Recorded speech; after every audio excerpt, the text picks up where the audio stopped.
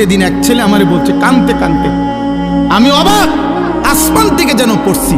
সে বলতেছে, হুজুর আমার বয়স এখন 28 বছর, আমার বয়স যখন 12 বছর তখন আমি নিজ কানে শুনছি আমার আব্বা মা ঝগড়া করতে গিয়ে আমার বাবা আমার মারে 3 তালাক দিছে, কিন্তু হুজুর আমি নিজ কানে শুনছি, অথচ ওনারা একভাবে সংসার করতেছে এখনো।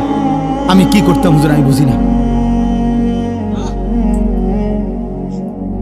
সব বোঝেন নাই?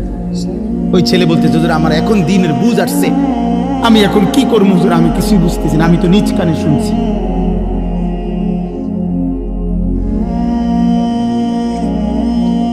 দুনিয়া খামখেয়ালি, দুনিয়া ভোগ করতেছে আর কি।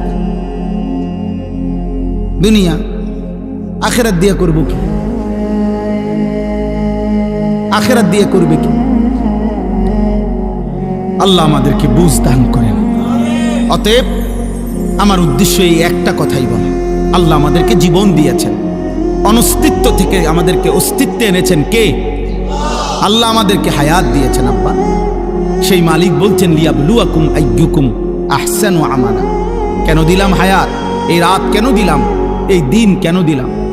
বান্দা তোমারে আমি জন্ম থেকে ধীরে ধীরে এই বয়সে কেন পৌঁছাইলাম? আমি আল্লাহ তাআলা তোমাকে শিশু, কিশোর, যুবক, বৃদ্ধ এই বয়সগুলো কেন দিলাম? এই হায়াত কেন দিলাম? একটাই উদ্দেশ্য, আমি তোমাকে পরীক্ষা করছি আখিরাতের বিবেচনায় তোমাদের আমল কতটা সুন্দর, তোমার ঈমান কত সুন্দর, তোমার ওযু কতটা সুন্দর, তোমার নামাজ কতটা সুন্দর, তোমার যাকাত কতটা সুন্দর।